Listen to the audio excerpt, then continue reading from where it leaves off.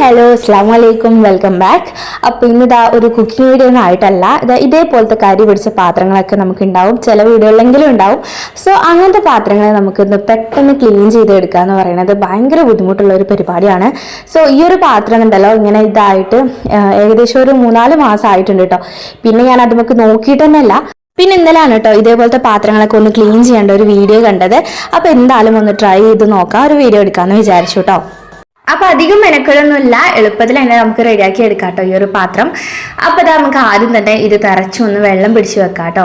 അപ്പോൾ ഇത് ഇതേപോലെ വെള്ളം ഒന്ന് നിറച്ചെടുത്തിട്ടുണ്ട്. ഇനി നമുക്കിത് സ്റ്റവിലേക്ക് വെച്ച് കൊടുക്കാം. ഇനി നമുക്കിതിലേക്ക് വേണ്ടത് സോപ്പ് പൊടിയാണ് കേട്ടോ. അപ്പം ഞാനിപ്പോൾ ഒരു 3 ടീസ്പൂൺ സോപ്പ് പൊടി ചേർത്തിട്ടുണ്ട്.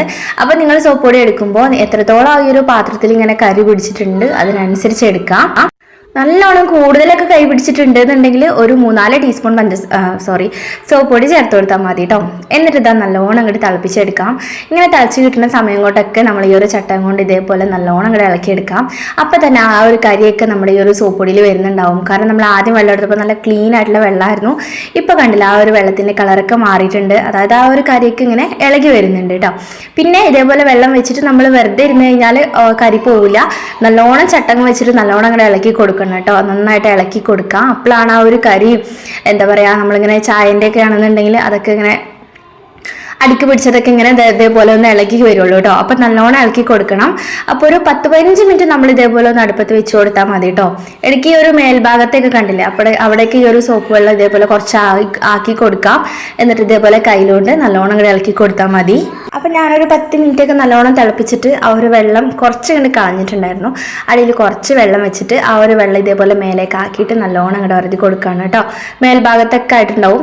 അപ്പോൾ ആ ഒരു വെള്ളം കൂടി മാറ്റിയെടുത്തിട്ട് ഞാനൊരു കമ്പിച്ചകിരി എടുത്തിട്ടുണ്ട്. ഈ ഒരു ചകിരി വെച്ചിട്ട് നല്ലോണം ശക്തിയിൽ തന്നെ ഒന്നിങ്ങോട്ട് തേച്ച് കൊടുത്താൽ തന്നെ നന്നായിട്ട് ഇത് കിട്ടും കേട്ടോ. ഒരുപാട് ഹാർഡൊന്നും ആയില്ല, കാരണം ആ ഒരു സോപ്പ് പൊടിൻ്റെ വെള്ളമൊക്കെ ആയതുകൊണ്ട് തന്നെ ഇത് നല്ലോണം ഇങ്ങോട്ട് ഇളകി സോഫ്റ്റ് ആയിട്ടുണ്ടാവും. അപ്പം നമ്മൾ കുറച്ച് ശക്തിയിൽ ഇങ്ങോട്ട് തേച്ച് കൊടുക്കുമ്പോഴത്തേക്കും അതിങ്ങോട്ട് ഇളകി വന്നോളൂ കേട്ടോ.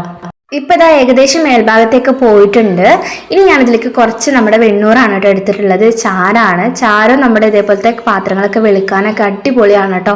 സോപ്പിനേക്കാൾ ശരിക്കും നമ്മൾ പണ്ട് കാലം തൊട്ട് എല്ലാവരും യൂസ് ചെയ്യുക ഈ ഒരു ചാരം കൊണ്ടാണ് കേട്ടോ പാത്രമൊക്കെ കഴുകിയിട്ടുണ്ടായിരുന്നത്. അപ്പോൾ ആ ഒരു ചാരവും വേണമെന്നുണ്ടെങ്കിൽ കുറച്ച് സോപ്പും കൂടി കൂട്ടാം കേട്ടോ. അപ്പോൾ ചാരം മാത്രം ഇട്ടിട്ടാണ് കഴുകുന്നത്.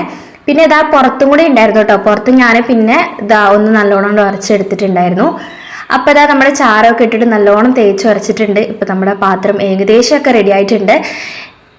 കണ്ടില്ലേ, നമ്മുടെ പാത്രത്തിനുള്ളിലത്തെ കാര്യമൊക്കെ നല്ലോണം പോയിട്ടുണ്ട്. പിന്നെ ഈ ഒരു പാടെന്ന് പറയുന്നത് ഈ ഒരു പാത്രത്തിൽ ഓൾറെഡി ഉള്ളതാണ് കേട്ടോ. ഈ ഒരു പാത്രം കുറേ മുന്നത്തെ ആണ്. നമ്മുടെ തറവാട്ടിൽ ഇക്കാൻ്റെ വാപ്പയും ഉമ്മയൊക്കെ ഉള്ള സമയത്ത് ഉണ്ടായിരുന്ന ഈ ഒരു പാത്രമാണ് കേട്ടോ. അപ്പം ഇത് ഇതുവരെ കളയാൻ തോന്നിയിട്ടില്ല. അപ്പോൾ ഇങ്ങനെ അടുക്കി പിടിച്ചുകൊണ്ട് പിന്നെ ഞാനത് യൂസ് ചെയ്യാതിരുന്നതാണ് കേട്ടോ. അപ്പോൾ പിന്നെ നമ്മളിത് ഡെയിലി യൂസ് ചെയ്യുമ്പോൾ ഡെയിലി കഴുകുമല്ലോ, അങ്ങനെ അതങ്ങനെ കുറഞ്ഞു വന്നോളൂ കേട്ടോ. അപ്പോൾ ഇതേപോലത്തെ കരി പിടിച്ച ആ പാത്രങ്ങൾ ആരെങ്കിലുമൊക്കെ യൂസ് ചെയ്യാതെ എവിടെയെങ്കിലും എടുത്ത് വെച്ചിട്ടുണ്ടെന്നുണ്ടെങ്കിൽ പെട്ടെന്ന് പോയിട്ട് റെഡിയാക്കി എടുത്തോളൂ. അപ്പോൾ ഈ ഒരു വീഡിയോ നിങ്ങൾക്ക് യൂസ്ഫുൾ ആയി തോന്നിക്കഴിഞ്ഞാൽ ഒന്ന് ലൈക്ക് ചെയ്യാൻ മറക്കരുത്.